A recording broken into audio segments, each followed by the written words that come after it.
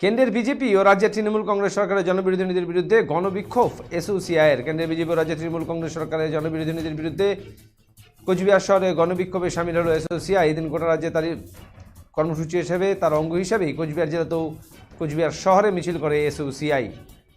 এ বিষয়ে এসইউসিআই সংগঠনের নেতা দিলীপ রায় জানান, এদিন গোটা রাজ্যের সাথে কোচবিহার শহরেও তাদের মহকুমাগুলি রয়েছে, সব জায়গায় এই আন্দোলন কর্মসূচিতে সামিল হয়েছেন তারা।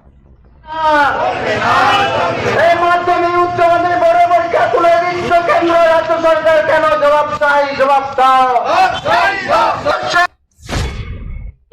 আজই আমরা গোটায় রাজ্যের সাথে আমার কুচবিহার জেলা সদরত এবং আমার যে মহকুমাগুলো আছে সব জায়গাতে আমরা এই যে কেন্দ্র সরকার এবং রাজ্য সরকারের যে জনবিরোধী যে নীতিগুলো আছে এই নীতিগুলোর বিরুদ্ধে আমরা আজকে বিক্ষোভ মিছিল কোনো জায়গাতে আমরা অবস্থান করে রাখছি।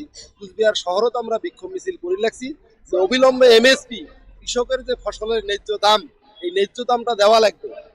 আর হচ্ছে শিক্ষানীতি যে আছে, কেন্দ্রীয় সরকারের শিক্ষানীতি 2020 এবং রাজ্য সরকারের শিক্ষানীতি 2023, এই শিক্ষানীতিগুলো হলে জনবিরোধী শিক্ষানীতি।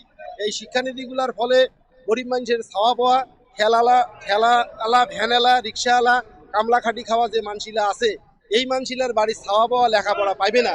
তার বিরুদ্ধে আমরা সারা রাজ্য জুড়ে আন্দোলন করে রাখছি।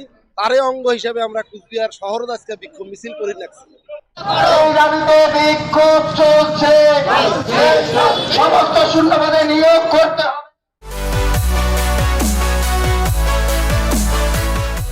আমাদের শক্তি আপনাদের নির্ভরযোগ্যতায়, আমাদের ওই সততা আপনাদের বিশ্বস্ততায়, আমাদের প্রত্যেকটি গৌরত্ন পরীক্ষিত এবং কার্যকারী।